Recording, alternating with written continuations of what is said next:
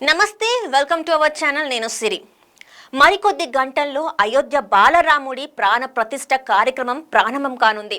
మధ్యాహ్నం సరిగ్గా 12:05 బాలరామచంద్రుని విగ్రహ ప్రాణ ప్రతిష్ఠ మహోత్సవం జరగనుంది. ప్రధాని మోదీ చేతుల మీదుగా జరగనున్న ఈ కార్యక్రమానికి 4000 మంది ప్రముఖులు హాజరు కానున్నారు. శ్రీరామ జన్మభూమి తీర్థక్షేత్ర ట్రస్ట్ ఇప్పటికే వారికి ఆహ్వానాలు పంపింది.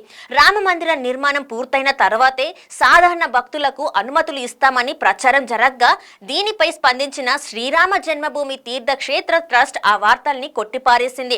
తీర్థక్షేత్ర ట్రస్ట్ ప్రధాన కార్యదర్శి చంపత్ రాయ్ మాట్లాడుతూ రామ మందిరం ప్రాణ ప్రతిష్ఠ కార్యక్రమం ముగిసిన మరుసటి రోజు నుంచే అంటే జనవరి 23 నుంచి సాధారణ భక్తులను రాముడి దర్శనానికి అనుమతిస్తామని ఆలయ నిర్మాణ పనులు చేపడుతున్నట్టు తెలిపారు.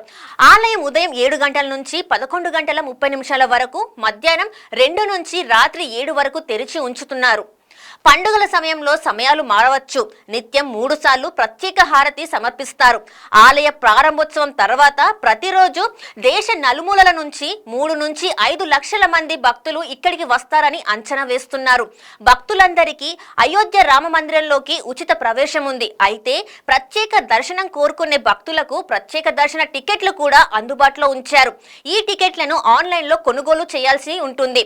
ఆలయ టికెట్ ధర ఒక్కొక్కరికి 100 రూపాయల నుంచి 300 వరకు ఉంటుంది. శ్రీరామ జన్మభూమి తీర్థక్షేత్రం దర్శనం టికెట్లు ఇంకా రిలీజ్ కాలేదు. అయితే అయోధ్యకు వచ్చే భక్తులందరికీ ఉచిత దర్శనం ప్రసాదం ఉంటుంది.